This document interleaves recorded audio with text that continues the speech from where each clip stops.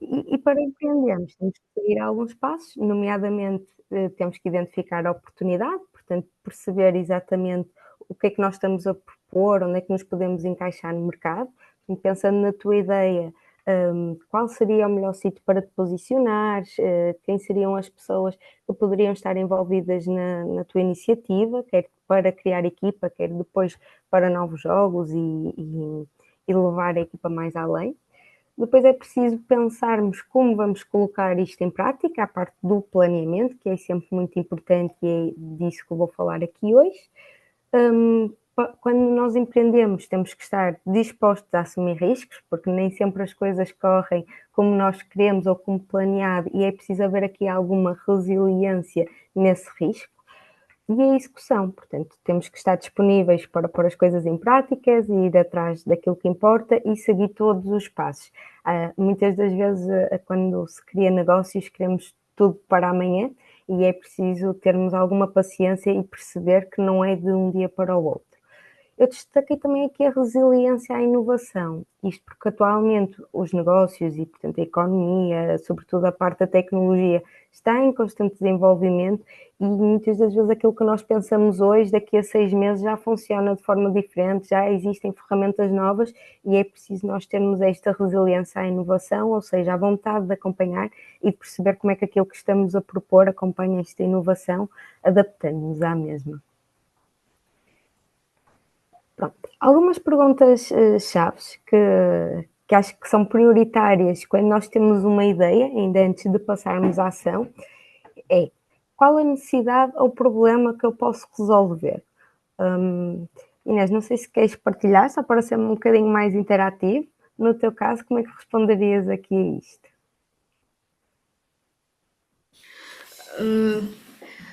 Ora bem, o que eu já estive a pesquisar sobre aquilo que a ideia que eu tenho agora é que de facto existem diversas empresas na área do turismo desportivo, nomeadamente no futebol, mas não existe nada ligado à área do futebol feminino. E aquilo que eu tenho visto é existem ligas, não falo da portuguesa, mas a nível de Inglaterra ou Espanha, que são países que já estão a apostar muito Futebol nesta feminino. área, e nós não temos muito esta. Como é que eu vou explicar? Ainda não existe nada que seja fácil e rápido podermos ir para outro país ver jogos de futebol, por exemplo. Percebe? Sim, sim, está a fazer sentido. Ou seja, no fundo, aqui tu ias resolver o problema que nós vivemos em Portugal, que é a falta de reconhecimento ou até de apoio que existe para as pessoas ligadas ao futebol feminino, Sim, um bocado para se isso. poderem promover no mundo, ir a outros países e acompanhar esta área. Muito bem. E como é que seria a tua proposta de valor? Ou seja, como é que tu transmites isto a alguém potencialmente interessado? Não sei que quando pensas no teu público se será diretamente em jogadoras ou até mais em clubes que promovem as equipas de futebol feminino. Talvez a nível de clubes. Lá está, porque o facto de haver este apoio que está dedicado a esta área das viagens, mesmo para levar. Porque assim, existem muitos adeptos que vão para outros países apoiar, portanto, porque é que não se faz esse investimento mais no feminino, não é? E era um bocado para colmatar essa lacuna que existe. Portanto, Okay. tornar um bocado mais eficaz, mais simples este processo. Então, no fundo, a Inês estaria ali à beira dos clubes a dizer: eu ajudo-vos a ir ver o jogo tal. Sim. Seria um bocadinho isso? Mas não sei se numa parte inicial seria tão ligada a clubes, talvez mais numa perspectiva de adeptos, ou seja, captar adeptos, porque acho que é um passo muito ainda arriscado e partir já para clubes, porque acho que ainda não sentem que o investimento esteja a ser a ter um retorno assim tão grande. Não sei se faço entender. Sim. Aqui depois vamos entrar noutras perguntas que vêm um bocadinho mais para a frente, mas no fundo é perceber os adeptos, quando tu chegas à beira de um adepto, como é que tu apresentarias o teu serviço? eu não sei o que é que estás a pensar, se às vezes seria uma mensalidade e depois poderiam ir aos jogos que conseguisse angariar, por assim dizer, ou se seria uma metodologia diferente, por exemplo, só farias a divulgação, vai haver o jogo tal no dia X, no país tal, e estamos a organizar uma viagem, em que depois, no fundo, não há nenhum custo associado a te receber esta informação, só se a pessoa realmente quiser ir é que depois é cobrado um valor. Era mais a segunda opção, ou seja, fazer aqueles packs, por exemplo, existe um jogo, sei lá, vou mandar assim uns clubes ao calhas, Arsenal, qualquer coisa, os adeptos poderem ter essa possibilidade de comprar a viagem, o bilhete e pronto, e depois com um hotel ou não. Pronto. A ideia ainda está muito. Foi algo Verde, muito claro. recente, portanto ainda não estudei muito isso, mas. Mas parece-me bem, no fundo, assumindo esta primeira opção, teríamos aqui o nosso propósito para o cliente, ok? Eu vou comprar o serviço deles e vou com eles, porque eles têm tudo incluído, preparam uma viagem e vou inserido num grupo que também está lá, como eu, para apoiar os adeptos. Sim, no fundo é isso. No fundo, a tua proposta de valor acaba por ser esta, oferecer ao cliente a oportunidade de estar inserido no grupo de adeptos. Uhum. Pronto. E depois aqui é qual o propósito da solução produto, que nós já fomos falando um bocadinho dentro das opiniões que trocamos, e que acaba por estar relacionado com a necessidade que vamos combater e, portanto, aqui o nosso propósito é dar reconhecimento ao futebol feminino e, sobretudo aqui em Portugal, portanto, aumentar o interesse do público português nesta área.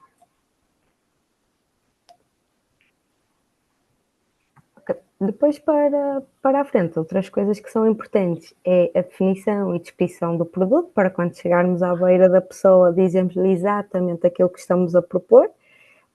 É importante haver a parte da pesquisa de mercado para percebermos o que é que já existe e ainda quantificar o valor. Portanto, daí eu há pouco dizia se seria uma mensalidade, se depois o preço vai variar consoante a viagem que vamos fazer, mas é importante parametrizarmos isto, portanto, olhar para a concorrência, perceber que valores estão por trás, até para depois validarmos a ideia se a nível de vendas de futuro, se ela é viável. Pronto, então, depois de termos a ideia e algumas questões respondidas, passamos à parte do plano de negócios.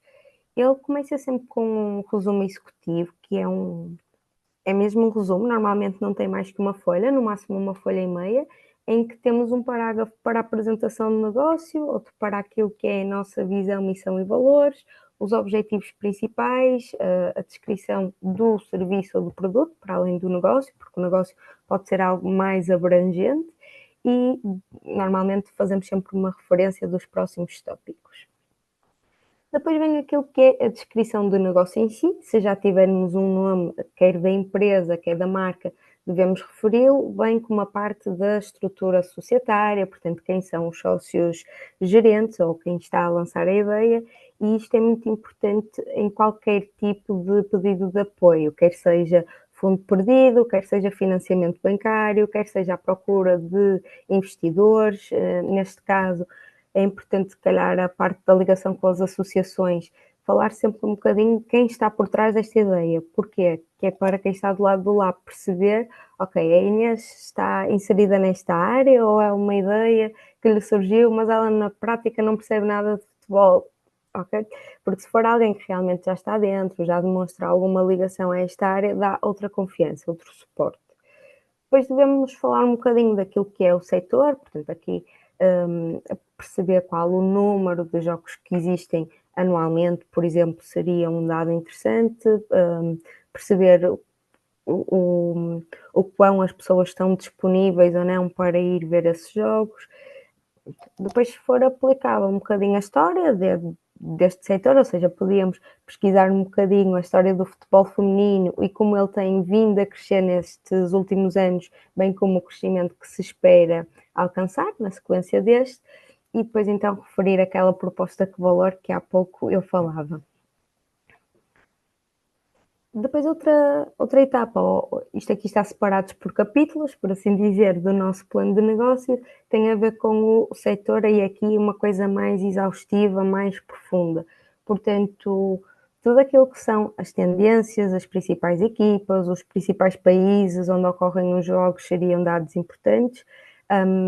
Pensando noutros setores de atividade, por exemplo, se estivermos na área da moda, quais são as principais tendências? Agora fala-se muito em utilizar, por exemplo, roupas feitas com base em materiais recicláveis ou que incorporem materiais recicláveis e identificar aqui quais as principais oportunidades, portanto, se há mercado, onde é que está a ser vendido este produto ou serviço e os principais desafios.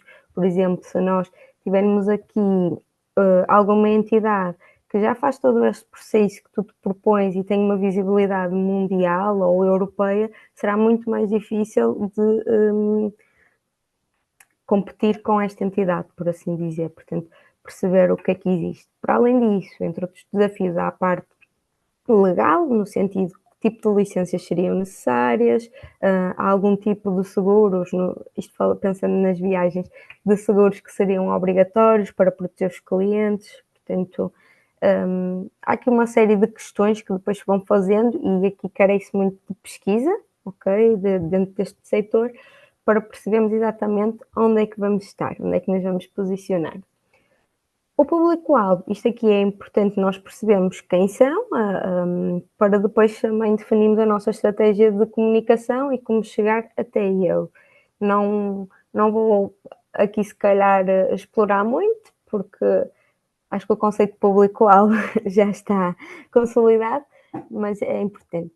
Portanto, concorrências e fornecedores são aqui outros dois tópicos que temos que ter atenção. Portanto, os concorrentes, eu já falei um bocadinho daquilo que seriam os grandes concorrentes, mas depois há concorrentes mais pequeninos e é importante nós olharmos para eles, vermos como é que eles comunicam com o público, percebemos como é que eles interagem, porque assim podemos seguir algumas das estratégias ou pelo menos inspirar-nos e também depois a nível de preço, perceber como é que eles atuam e para conseguirmos competir com eles. Os fornecedores e parceiros.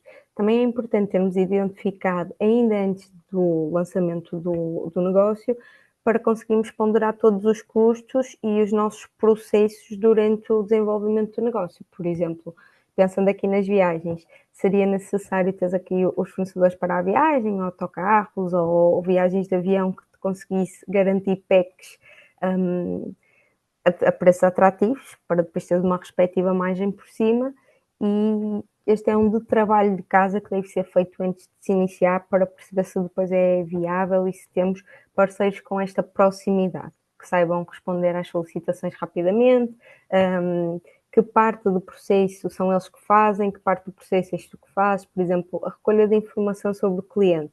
O que é que eles precisariam para processar uma viagem e em nome dessa pessoa, ok? O que é que pode ser do teu lado e o que é que pode ser do lado deles a tratar.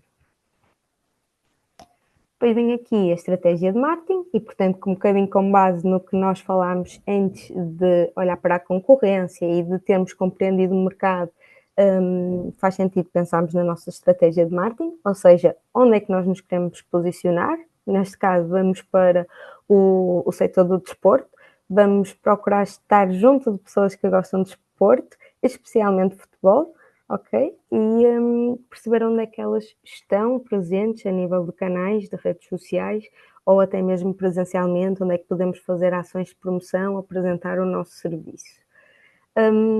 Aqui o mix, os 4 P's do marketing é muito importante, sempre definir o produto, o preço, como é que vamos comunicá-lo e como é que ele depois é entregue ao cliente. Se vais ter um espaço físico, se será só digital, ok, há aqui várias formas. Para além disso, é importante pensar na parte da estratégia de fidelização, no sentido que nós queremos que uma pessoa que viaje connosco uma vez, a seguir venha outra, e portanto aqui é importante pensarmos se vamos ter uma comunicação ativa, se conseguimos garantir que ele conhece todas as oportunidades, às vezes introduzir os questionários de avaliação de satisfação para irmos melhorando, ok? Pensar aqui em estratégias que mantenham o cliente próximo e satisfeito. Depois vem então a parte operacional, que tem muito a ver com qual é a equipa que nós precisamos, quantos recursos humanos. Por exemplo, tu, Inês, serias responsável por angariar os adeptos, por assim dizer, mas depois, se calhar, precisarias de uma administrativa ou de alguém numa área mais back-office para dar seguimento às inscrições e à organização da viagem. Se estivermos a pensar aqui numa fábrica ou numa indústria, acabamos por ter mais departamentos, são preciso outro número de funcionários. E tudo isto deve ser ponderado e refletido nesta parte, que é para depois medirmos também os custos do pessoal e para além de medir os custos, termos desenhados os processos que vamos seguir, que é aquilo que vem a seguir. Depois temos a parte da localização e da infraestrutura, portanto, perceber onde é que vamos estar, por exemplo, mesmo que seja só digital, é preciso perceber que tipo de, aqui não é licenças, está-me a faltar o nome, os domínios e alojamentos, que dimensões vamos precisar e quantificar isso, porque se estivermos a pensar em algo que é uma interação de 500 pessoas, 500 utilizadores a ter um valor, se estivermos a pensar numa coisa mais megalómica em que queremos 20.000 utilizadores, terá outro valor. Okay? Portanto, nesta altura vamos começar a perceber os custos de tudo aquilo que precisamos. Claro que se for espaço físico, aqui temos uma renda, portanto temos que pesquisar quais os imóveis e espaços que se adequariam para podermos abrir o estabelecimento e os custos mensais desse espaço.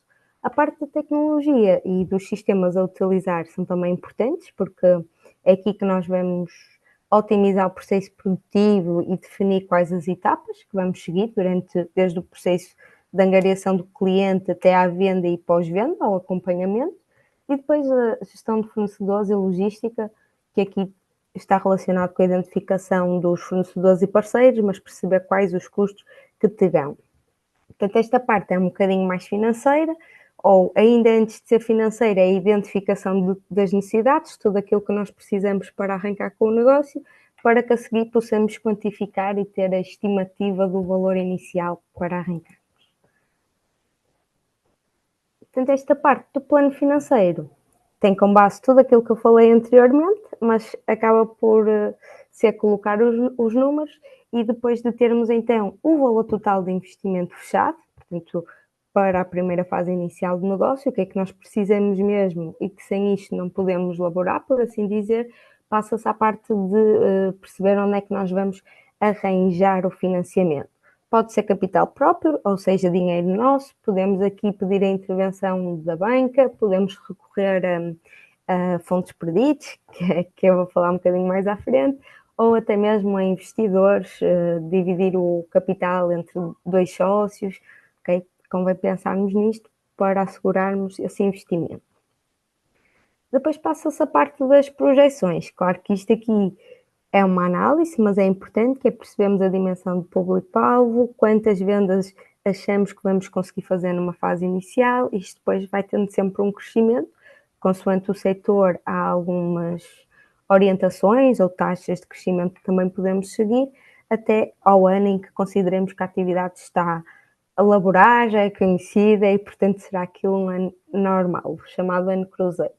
Isto vai-nos permitir qual a rentabilidade sobre o investimento, ou seja, quanto tempo precisamos para recuperar o investimento e assim validar se o projeto é viável ou não, etc.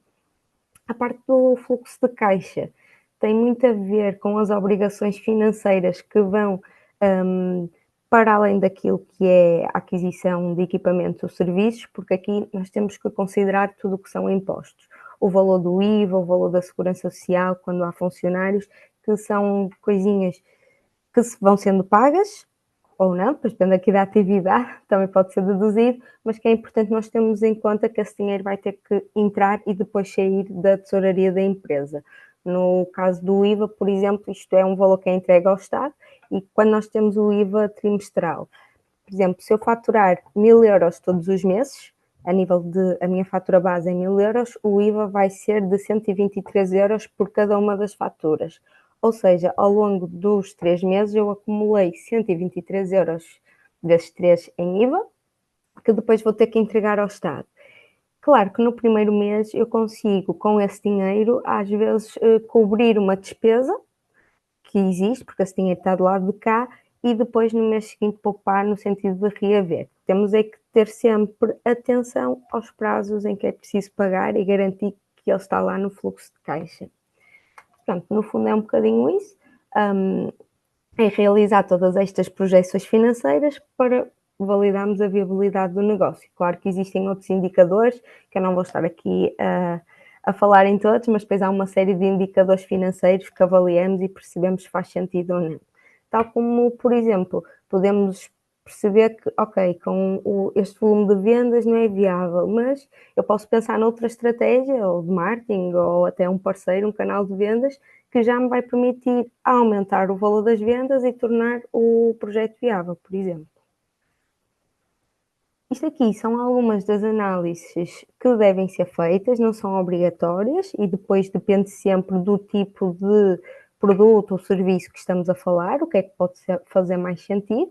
A análise SWOT é das mais conhecidas, portanto, destacar aquilo que são as nossas forças, quais são as nossas fragilidades, quais as oportunidades e ameaças, e tudo isto vai sendo recolhido nos outros tópicos do plano de negócio, acaba por ser aqui um resumo, uma coisa mais direita, para depois nos permitir identificar ações concretas em cada um deles. Depois, há aqui também a análise pastel, que tem muito a ver com aquilo que nós não controlamos, portanto, o ambiente macroeconómico, a política, por exemplo, se Portugal apoia estas saídas, se não, se os outros países apoiam a entrada de adeptos, se há alguma forma, se isso é vantajoso ou não, a parte económica, se há poder de compra do nosso público-alvo, entre outros que devemos ter em atenção. Depois este quadro aqui é a análise BCG, em que no fundo nos diz para nós definirmos, categorizarmos os produtos ou serviços, sobretudo quando temos mais que um, entre aquilo que é o que tem um alto potencial, o nosso produto estrela, é procurado, é destacado, é inovador, é diferente no mercado, por isso também é mais valorizado a nível do pricing, aquilo que são os nossos produtos mais correntes, ou seja, para além de nós há mais concorrência no mercado a oferecer, mas é uma venda constante, porque é uma necessidade permanente. Depois aqueles que nós não temos muita certeza se vamos ter aderência ou não, e aqueles que são raros, mas é preciso termos para completar a oferta. Sei lá, para além do hotel, às vezes ter algumas parcerias com, eu vou dizer se calhar uma coisa mais descabida, mas com spas, e aqui estamos a complementar a nossa oferta, no sentido que quem quiser ir na viagem e ter um bocadinho de lazer e bem-estar, tem ali aquele produto suplementar. Agora eu vou falar um bocadinho mais daquilo que são então os apoios a nível de fundo perdido e que temos aqui por parte da estrutura política e económica portuguesa, muitos deles com base na União Europeia, mas que chegam através do nosso país, para impulsionar isto aqui do empreendedorismo. Ok? Portanto, nós atualmente está a decorrer o Portugal 2030, que é o principal quadro comunitário. Temos também o PRR, que surgiu no âmbito do Covid, mas que vai encerrar agora em 2025 e não tem sido muito orientado para a criação de novos negócios, sim para fortalecer aqueles que já existem e por isso não vou falar tanto. Dentro do Portugal 2030, portanto, ele foi definido em conjunto com a União Europeia, aquilo que são as prioridades para o nosso país, portanto, entre uma delas está a parte da promoção do desporto, por exemplo. Outra é, por exemplo, aumentar a competitividade dos negócios, isto dotando-os de tecnologias, apoiando-os na contratação de novos postos de trabalho, pronto, uma série de coisas. Temos também aqui muita parte da eficiência energética, portanto, tudo o que seja a instalação de painéis fotovoltaicos, aquisição de veículos elétricos, sistemas de minimização de eficiência energética têm sido apoiados e por isso sempre que há investimentos neste âmbito, as empresas, quer sejam novos negócios, quer sejam já atuais, devem perceber se existe aqui algum apoio que se possam candidatar. Depois eu destaquei aqui o Norte 2030, Centro, Lisboa, etc., porque são os programas regionais que dão um Desculpa apoio às interromper, eu posso respectivas fazer uma candidaturas. pergunta, Rafaela? Desculpe, não sei se disse alguma coisa. Posso fazer uma pergunta? Sim, claro. A questão, assim, por exemplo, Portugal 2030. Se eu tenho uma ideia de negócio, mas ainda meio embrionária, assim, que não está bem desenvolvida, e eu, enquanto pessoa individual, eu consigo entrar com alguma proposta, alguma coisa, concorrer a isso ou não?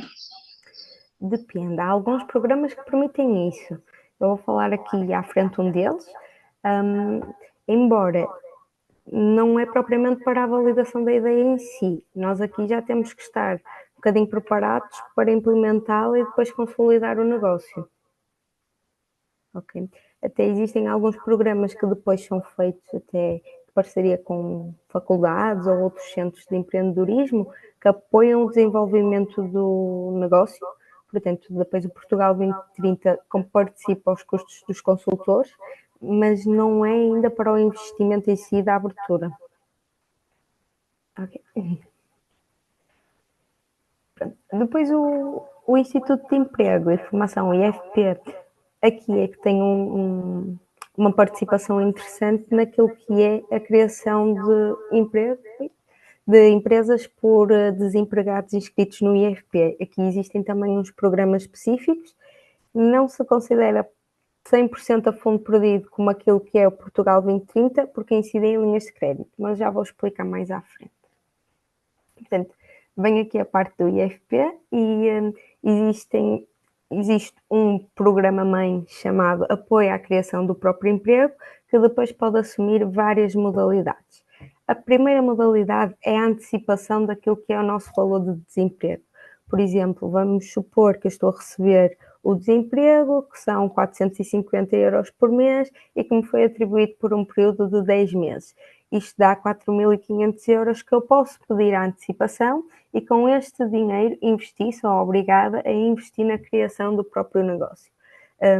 Por exemplo, se quero abrir, vou voltar à loja de roupa, só por ser um exemplo mais simples. Se quero abrir a loja de roupa, vou precisar de ter lá algum estoque, vou ter que precisar da decoração da loja, criar um website, talvez um e-commerce para fluir. Tudo isto pode ser incluído no plano de negócios e o nosso subsídio de desemprego entra como capital próprio, ou seja, como dinheiro nosso, por assim dizer, que será investido no negócio. Depois existem aqui duas linhas distintas, por assim dizer, que podem ser acumuladas com este pedido de antecipação. Ele também pode ser pedido sem nenhuma destas linhas, mas acaba por ser mais vantajoso aproveitarmos esta oportunidade, porque é um financiamento bancário, sim, mas tem carência de capital nos 2 primeiros anos, ou seja, durante os 2 primeiros anos de negócio não temos que pagar o empréstimo, ele só começa a contar a partir do 3º ano do negócio e estende-se por 5 anos. Elas estão divididas entre aquilo que é o microcrédito ou microinvest e aquilo que é o invest mais. No caso do microcrédito, o valor máximo do investimento é 20.000 euros, portanto, o empréstimo nunca será de 20.000 porque temos que ter sempre aqui alguns capitais próprios, que normalmente corresponde àquilo que pedimos de antecipação do desemprego. Ok?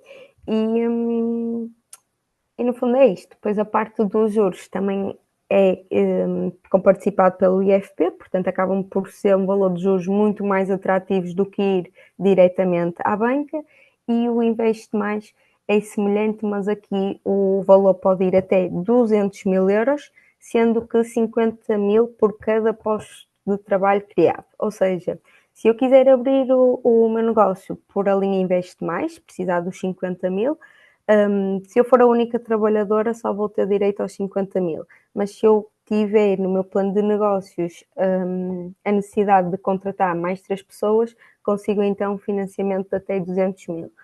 Aqui, no caso do máximo dos 200, às vezes é preciso capital próprio para além daquilo que é as prestações de desemprego, ok? Para comprovar a capacidade económica. Os moldes são semelhantes, portanto, 2 anos de carência, reembolso em 5 anos e também parte dos juros comparticipados pelo IFP. Depois, existe aqui um programa que está neste momento aberto apenas para o Alentejo e para o Algarve, mas que vai abrir aqui para a região norte, em princípio no primeiro trimestre do próximo ano, que este sim é muito orientado para a criação de novas empresas. Portanto, nós temos que nos comprometer que vamos criar o nosso próprio posto de trabalho, é um custo a considerar na empresa, e aqui o apoio pode ir até 300 mil euros num período de 3 anos. Ele é calculado, ele é atribuído com base na função que vamos desempenhar. Existe uma tabela em que nos dá o valor hora comparticipado pelas diferentes profissões. Por exemplo, temos um valor para professores, um valor diferente para auxiliares de saúde, um valor diferente para a área administrativa, outro para a parte das tecnologias de informação. Depois até partilho este link, onde está a tal tabela com o valor hora considerado por profissão. Eles, no fundo, vão pegar neste valor hora, faz o cálculo aos 3 anos, portanto, quantas horas de trabalho dá ao longo dos 3 anos, e este é um incentivo a atribuir por cada posto de trabalho criado. Eu digo por cada posto, porque para além do nosso próprio emprego, podemos estar aqui a criar outros postos de trabalho e, portanto, daí se atingir ou poder superar os 300 mil, onde há o corte nos 300 mil por parte deles, ok? Aqui a nível de custos, não há propriamente a identificação de aquilo que eu falava lá atrás, de quais os equipamentos que vamos precisar, se é computador, se estamos aqui a falar de uma máquina de fabrico, ok, aqui não há essa obrigatoriedade da identificação do investimento, porque o valor é atribuído por um valor hora que eles consideram por cada posto de trabalho.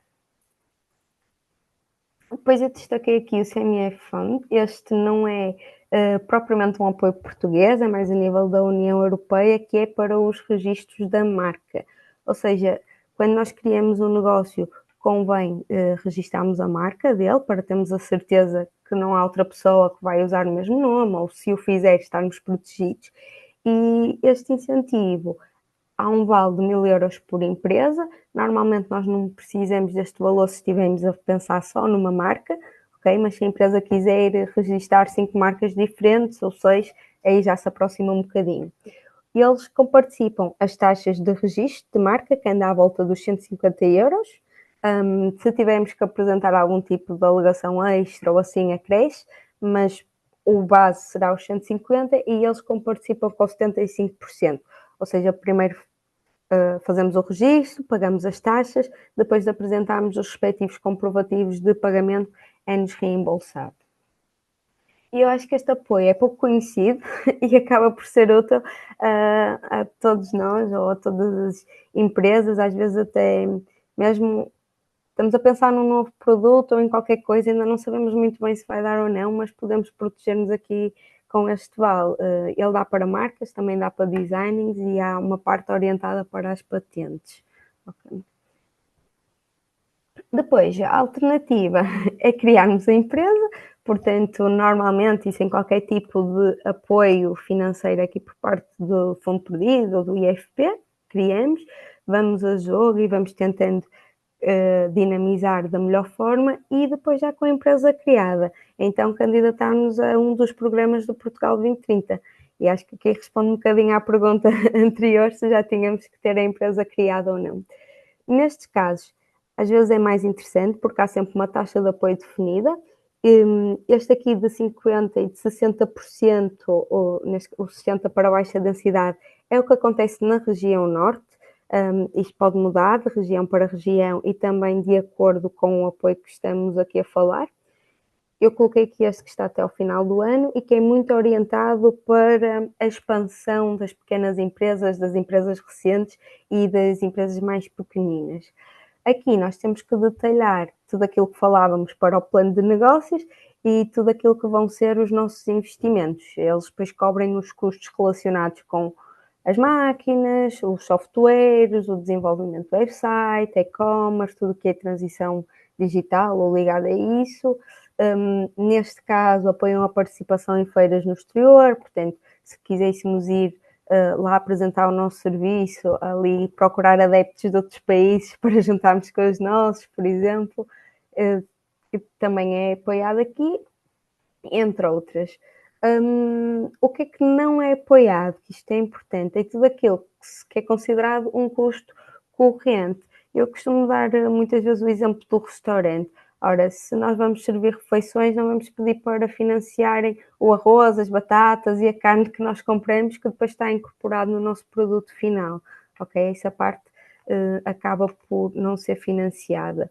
Agora, pensando no restaurante, tudo aquilo que seria o plano de marketing, criar o website, o próprio espaço, comprar as cadeiras, as mesas, decorá-lo para lhe dar um conceito diferente de todos os outros, tudo isso pode ser aqui enquadrável. Mesmo a parte de instalar painéis para a produção, etc. O equipar a cozinha, que normalmente é um custo bastante avultado nesta área, também é financiado. Pronto, no fundo, a nível de apoio seria isto. Agora, numa parte mais prática daquilo que é a burocracia para constituir a empresa, nós devemos ter sempre atenção à estrutura jurídica. Aqui em Portugal, normalmente utilizamos uma unipessoal, que é quando só há um gestor, é o único. Pode ser uma LDA, que é uma sociedade composta por mais do que uma pessoa, desde dois a um número infinito, por assim dizer, ou então as sociedades anónimas, que aí não são conhecidos os sócios da empresa. Quando estamos a criar uma unipessoal, ou seja, nós próprios, eu quero dar aqui a nota que isto pode ser feito de forma digital e quase gratuita, no sentido de paga-se a taxa, sim, mas não é preciso pagar a um advogado ou a um solicitador que muitas das vezes acompanham estes processos. Com a chave móvel digital, o código de acesso, conseguimos fazer isso através da plataforma eGov. Se no caso de sociedades, também é possível fazê-lo, mas todos eles têm que ter a chave móvel digital e aqui, por uma questão de ser sociedade, eu não recomendo tanto, porque aqui acho importante haver a intervenção de um advogado, um solicitador, alguém especialista depois na definição das cotas e ajuda a prevenir situações futuras, atritos, porque estamos a falar pronto, de um relacionamento, os sócios são pessoas e às vezes mais para a frente surgem conflitos que não foram pensados antes e, portanto, é importante que as coisas sigam direitinhas. A nível de custos, portanto, anda à volta dos 360 euros se for presencial. A nível do digital fica à volta de 270. Acresce um valor que é o certificado de admissibilidade de nome, se nós quisermos dar já um nome à nossa empresa. Eu vou dar aqui o meu exemplo específico. A UBS Consulting é marca, mas o nome da empresa é Rafaela Morgado, ok? Portanto, não tive esse custo, o nome da admissibilidade, mas se a empresa quiser realmente lançar um negócio com um nome já pré-definido, pode fazê-lo, tem que pagar 75 euros para uma validação que o EGOV faz se é aceito ou não. Depois, eu destaquei aqui o CAI de atividade, porque é algo que é definido quando nós abrimos a empresa e depois temos sempre que definir em que âmbito vamos atuar e selecionar os CAIs de atividade. É importante haver esta pesquisa prévia para depois, na nossa operacionalidade, isto correr direitinho e, afinal, eu tenho um CAI de venda de artigos por internet, mas eu só vendo presencial. Okay? Depois isto aqui fica desfasado e a nível de potenciais programas e mesmo fiscalmente, embora não haja uma grande auditoria a isto, de repente pode haver e assim estamos prevenidos. Depois, outra coisa importante são as licenças obrigatórias. Isto aqui depende muito de setor para setor e de negócio para negócio. Por exemplo, os agentes de viagem têm obrigatoriamente que ter as licenças RENAR para atuarem, mas há setores, por exemplo, aqui a consultoria, não exige nenhuma licença específica. Okay? E aqui é importante nós assegurarmos que temos isto cumprido. Depois o último ponto é aquilo que será o capital social da empresa e como é que nós vamos arrancar com o negócio. O capital social é aquilo que nós definimos e fica bloqueado, por assim dizer, no cofre da empresa. Convém termos sempre esse capital disponível lá. Se não tivermos, pensar que ele tem que aparecer numa situação de fecho ou de passagem, porque é isto que nos representa. Sendo que para criar a empresa hoje em dia é possível a partir de 2 euros de capital social. ok? Eu depois destaquei aqui o financiamento, mas já numa ótica de que temos que garantir que temos dinheiro depois para arrancar, tendo em conta tudo aquilo que falámos anteriormente. Não sei se há alguma dúvida aqui nesta parte. Não? Ok. Pronto, assim, eu cheguei ao fim daquilo que tinha preparado e, portanto, agora estou disponível ou para detalhar alguma ideia, algum tópico que tenha falado aqui. Eu tenho uma dúvida, na verdade, Rafaela, por exemplo, então, para esses programas do 2030, tu pode ter uma unipessoal, mas tu nunca vai poder concorrer como que se chama, É, existe a modalidade de empresário em nome individual, por acaso também podia pôr aqui, mas orientei realmente mais para as empresas. E os empresários em nome individual podem também candidatar-se a Portugal 2030, desde que tenham contabilidade organizada. Ou seja, a modalidade de empresário em nome individual por si não obriga a ter um contabilista, a acompanhar as contas da empresa, e muitas das vezes as pessoas abrem companhia até para ultrapassar essa obrigação. Se nos quisermos candidatar a algum apoio, temos que ter esse sistema garantido. Vamos supor que eu sou ENI, não tenho contabilidade organizada e agora queria me candidatar. Eu não iria consegui-la fazer ainda este ano, porque só podemos incluir o contabilista a cada ano fiscal novo. Portanto, só em 2025 é que eu poderia colocar a contabilidade organizada e candidatar-me. Ok, obrigada. E já agora, se calhar vou aproveitar para dar aqui uma nota entre o que é a diferença empresário em nome individual e o que é uma empresa. Portanto, quando nós somos empresários em nome individual, toda a faturação é feita através do nosso próprio número de contribuinte, o nosso NIF. E, portanto, tudo aquilo que nós faturamos vai entrar diretamente para o nosso IRS. Okay? Quando estamos numa empresa, há um contribuinte específico da empresa e, portanto, a faturação vai ser da empresa e não nossa. Nós vamos receber como sendo colaboradores e depois também há a distribuição de lucros na parte dos sócios. Mas, no fundo, a nível de IRS, daquilo que é o nosso rendimento, o que vai entrar é um salário e não a nossa faturação, o nosso volume de vendas. Ótimo, isso é interessante, porque às vezes a pessoa vai pelo mais fácil, mas isso impacta depois, né? Também, eu lembro também tem uma questão assim, ó, se der errado, né? Que a gente não quer que dê errado, mas se der também, se ele está no unipessoal, é diferente do que ele estar no meu. É isso, né? Se for no seu contribuinte, eles acabam por poder ir buscar a sua casa, o carro, isto na pior das hipóteses. Se estivermos na empresa, já será sobre aquilo que está na empresa e só mesmo em casos extremos é que depois entram na esfera individual dos sócios. Depois há também aquelas questões para quem tem família, filhos, às vezes também tem isto em conta, que é, às vezes há faturações altas, mas também há custos de negócio, e quando estamos em ENI, uma faturação alta a nível de IRS pode-nos pôr num patamar muito alto e depois perdemos certos apoios ou valências que há se não tivéssemos esse valor, porque não corresponde à realidade depois daquilo que é o rendimento disponível.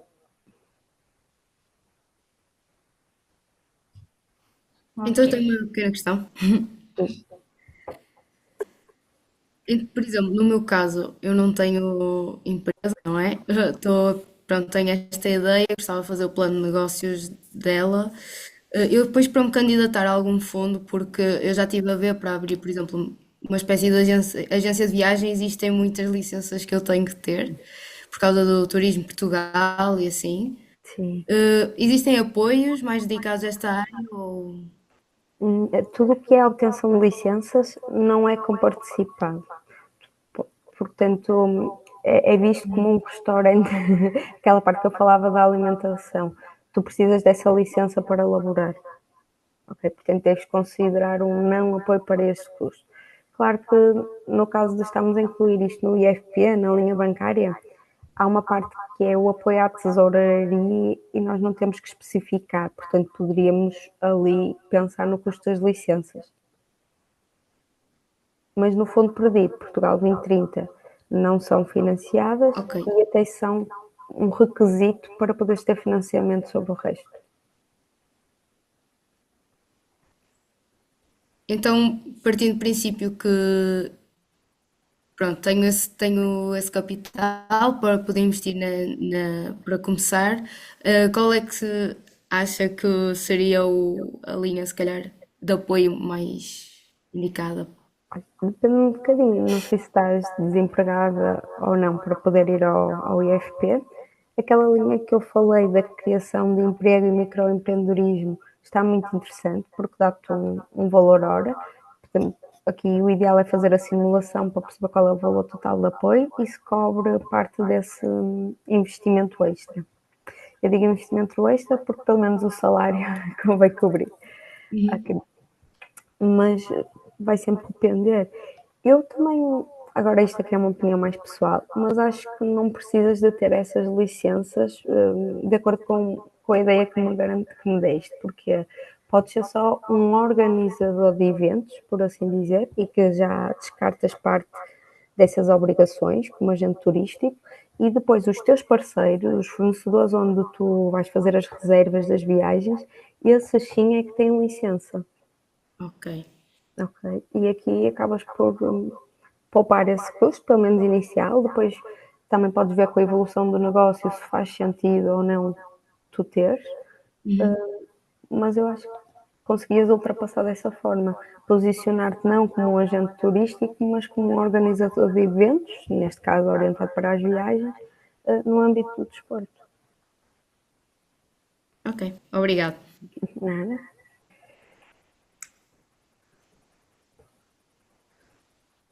Acho que se não há mais nenhuma questão, Inês, eu acredito que a Rafaela também está disponível, caso, né, precise de alguma coisa. Caso precise também, Inês, de alguma coisa, nossa parte também estamos aqui disponíveis. A gente tem alguns insights que a gente pode auxiliar. E eu acho que a Rafaela seria a pessoa indicada para realmente dar o pontapé e tirar esse plano da gaveta. E eu já empreendi, já tive 2 empresas, e o que eu posso dizer é assim: pensa grande, mas começa pequeno.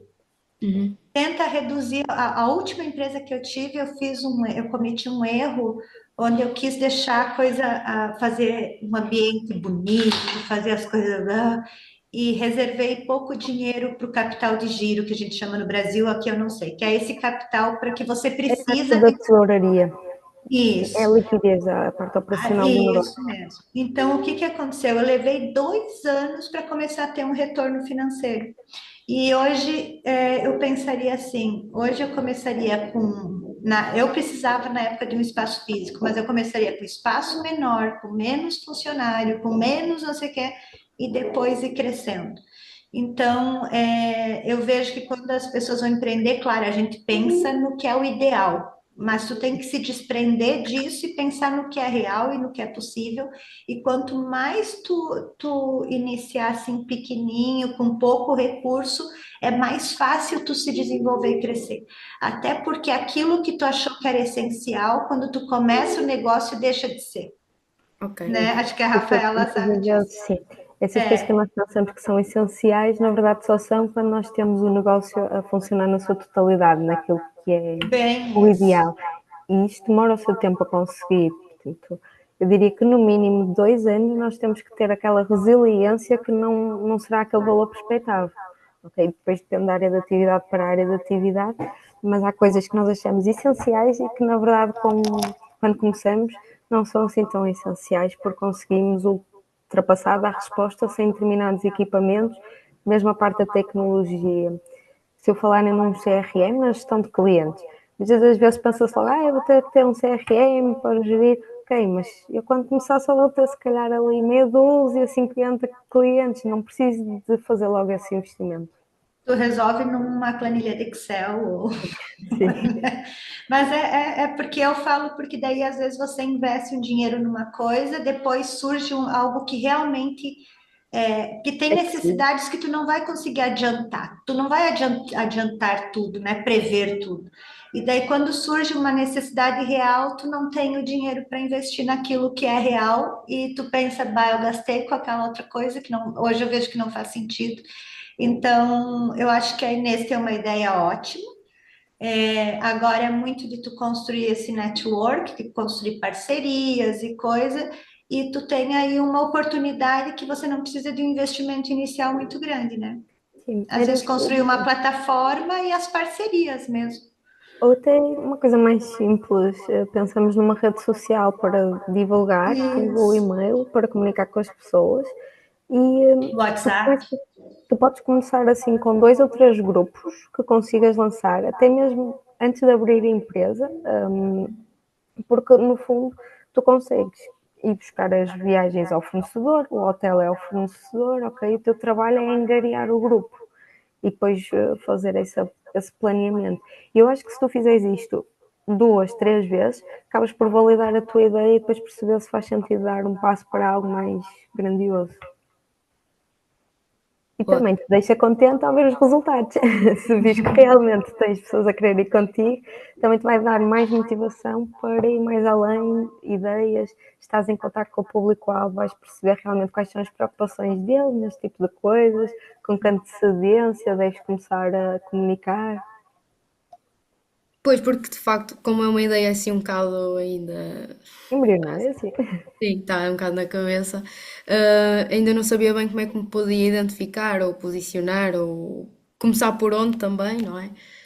Mas pronto, obrigado também pelas, Mas pelos conselhos. tenta apresentar assim a ideia a algumas pessoas, a alguns adeptos, até quem tenhas mais confiança ou assim, e ver a receptividade, porque vai-te ajudar a esclarecer essas dúvidas que tens. Ok, obrigada. Nada. Eu não sei se Então, depois a doutora Cassiana pode partilhar o teu e-mail ou se me queres deixar aqui no chat até, só para Sim. ficar o registro e alguma coisa. Eu estou disponível. Só uma questão, esta apresentação vai estar disponível depois? Ou. Ok. Sim, acho que sim, está a ser gravada para depois ser disponibilizada.